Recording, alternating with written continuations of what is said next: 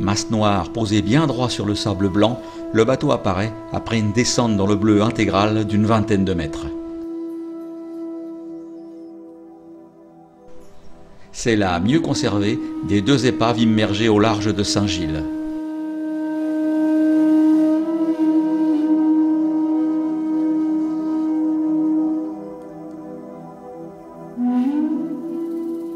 Pas de courant pour une fois, nous pouvons nous diriger vers la poupe pour filmer l'arrivée de nos compagnons.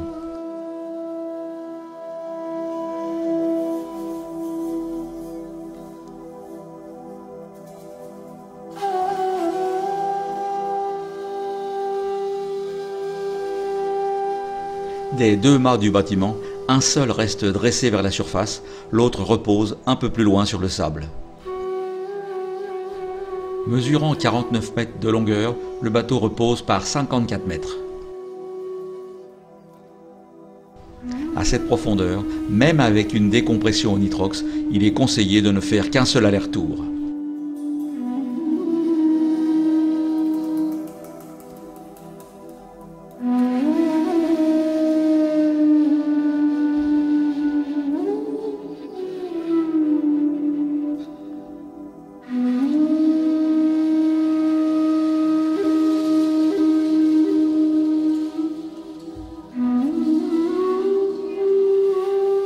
Un diodon nous invite à le suivre, mais attention, vu l'état de vétusté du navire, il n'est pas conseillé de s'aventurer à l'intérieur.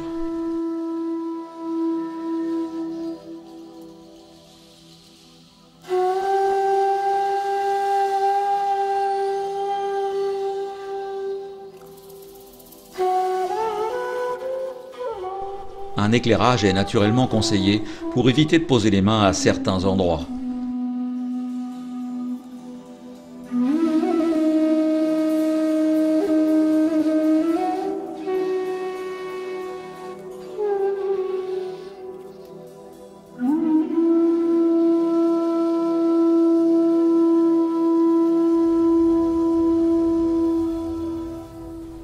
De nombreux poissons scorpions ont élu domicile sur l'Haïsiang. Moins violent que celui du poisson-pierre, leur venin est malgré tout très puissant et une piqûre à cette profondeur se révélerait extrêmement dangereuse.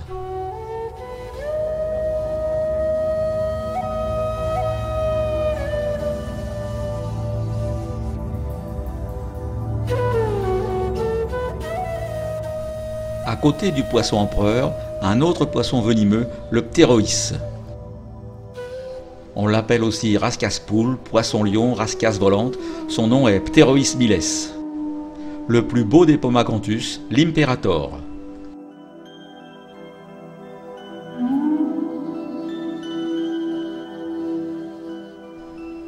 L'Haïsiang était originaire de Formose, l'actuel Taïwan. Il a été surpris pêchant la légine dans les mers du Sud appartenant à la France.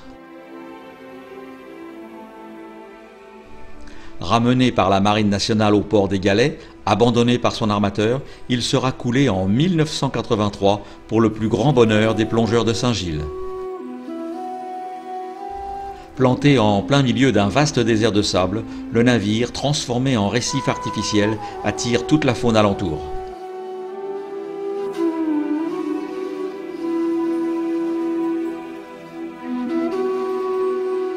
Il nous reste quelques minutes pour aller jeter un coup d'œil sur la partie de la coque reposant sur le fond.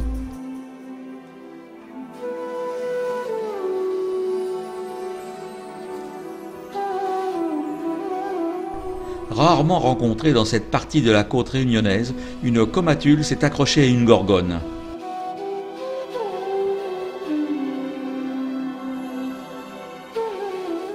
Juste sous le gouvernail, une raie pastenaque se repose.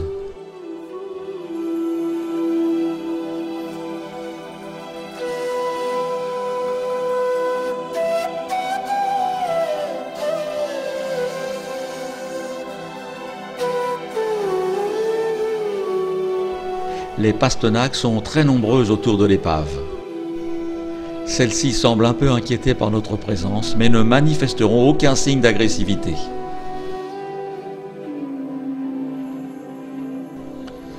Il faut toutefois se méfier de l'ardillon caudal qui peut infliger de redoutables blessures.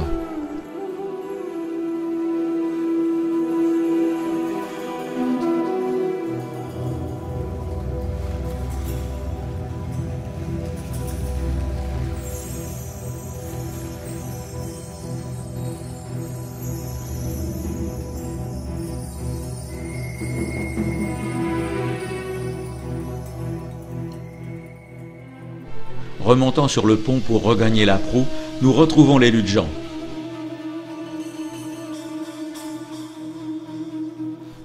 Appelés aussi vivaneaux, ils forment un banc important pendant la journée.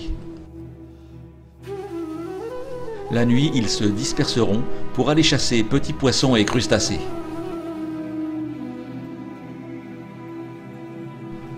Tiens, revoilà notre Diodon qui sort par la cale.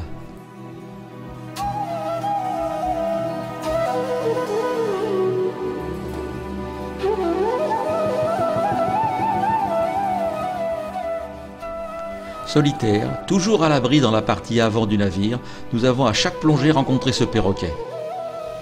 Bizarre, car l'on trouve rarement ces poissons aussi profonds.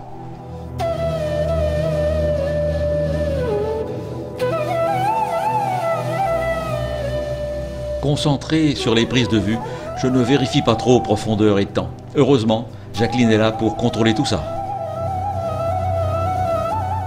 Il nous faudra 15 minutes pour retrouver l'air libre. À cette profondeur, les paliers sont aussi longs que la plongée.